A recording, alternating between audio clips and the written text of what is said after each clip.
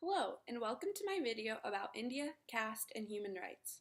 Today, I'm going to be discussing one of the biggest human rights abuses in India, the discrimination of members of the untouchable or Dalit caste. In this video, I will give a very brief background on Hinduism and the caste system in India. I will then move into a description of the Dalit caste and the abuses that the Dalits have faced. Next, I will talk about provisions that the Indian government has made to end the discrimination of this caste and in what ways these provisions have succeeded and failed.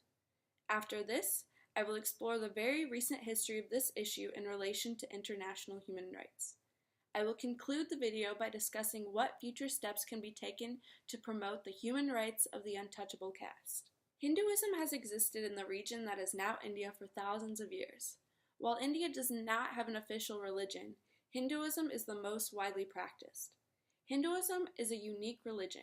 It is more like a code of ethics than a rigid and flexible creed. It is also the only religion that has a doctrinal sanctions for caste. There are four main castes or varnas in Hinduism, and they are linked to occupation. Brahmins are priests, Kshatriyas are warriors and rulers, Vaishyas are traders and artisans, and Shudras are serfs and laborers. People are born into these castes and can only change caste through reincarnation.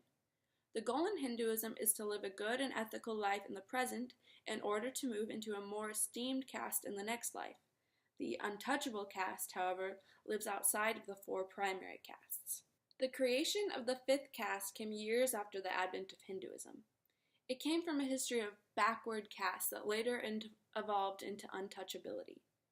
Currently, members of this caste are known as Dalits, which comes from Sanskrit and means broken, ground down, downtrodden, or oppressed. Legally, the Dalits are recognized as the scheduled caste. Previously, this group has been called the Untouchables, Depressed Classes, or Harijans. According to one source, there are over 201 million Dalits in India today. They often work the worst jobs that India has to offer. Sweeping, scavenging, and leather work are among common jobs for the Dalits. Many also work in the sewers, where they face extreme health concerns.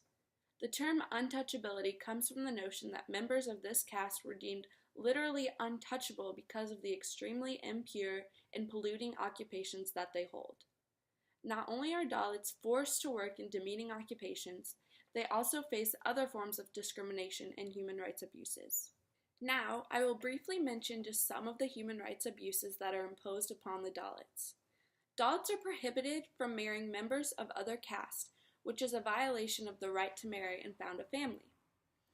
Dalits most often work in polluting jobs where they face long working hours, receive low and delayed wages, and sometimes experience verbal and even physical abuse, which violates many workers' rights, such as the right to favorable working conditions and equal pay for equal work. Most of the time, these jobs do not offer health care, and a significant number of public health workers refuse to visit Dalit homes, which is a violation of the right to adequate health care. Additionally, many Dalits are forced into bonded labor or prostitution, which is abuse of the right to not be held in slavery. These are not the only human rights abuses that the Dalits face, but they are some of the most prominent. According to one source, there are 140 forms of caste-based discrimination of Dalits in India. Fortunately, the Indian government has made some provisions in an attempt to end the discrimination of the Dalits. There are a few articles in the Indian Constitution that prohibit the discrimination of the Dalits. Article 15 of the Constitution says that the state cannot discriminate against any citizen on the ground of caste. In Article 16, the Constitution protects against employment discrimination based on caste. In Article 17, the Constitution abolishes untouchability and forbids its practice in any form. Additionally, there are two official acts that attempt to prevent the discrimination of the Dalits. The first is the Scheduled Castes and the Scheduled Tribes Prevention of Atrocities Act of 1989. This act attempts to prevent offenses of atrocities committed against the Dalits. These offenses include restriction from a public place, forced bondage, intentional public humiliation, and assaults on women, among other offenses. The act also created a special court that tries these type of offenses. The second Anti-Discrimination Act was the Prohibition of Employment as Manual Scavengers and their Rehabilitation Act. This act prohibits Dalits from being employed as manual scavengers and provides rehabilitation of manual scavengers and their families. On top of these constitutional articles and acts, India has the world's oldest affirmative action plan. The plan was added to the Constitution in 1950 and has been revised and renewed every decade since. The plan is referred to as a reservation policy because it reserves positions for Dalits in public universities, public jobs, and most elected assemblies. These reservation policies have seen some success.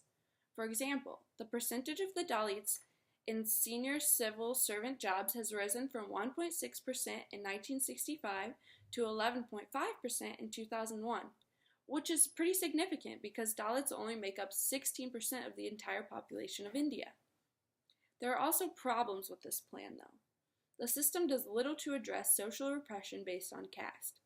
It also causes resentment from general applicants, which can lead to private discrimination against the Dalits. And it has done very little to actually help the Dalits prosper. According to one source, affirmative action brought no drop in poverty from 1960 to 2000 for the Dalits. While the discrimination against the Dalits has been on the radar of the Indian government for decades, it is a relatively new international human rights concern. One of the reasons that caste-based discrimination was not treated as an international human rights concern historically is because it was difficult to classify the Dalits into a category of people who regularly face discrimination, such as a minority group. Dalits are not considered a minority group because minority groups generally wish to preserve their status, while the Dalits wish to shed it. Additionally, it is difficult for even Dalits to recognize themselves as deserving of human rights.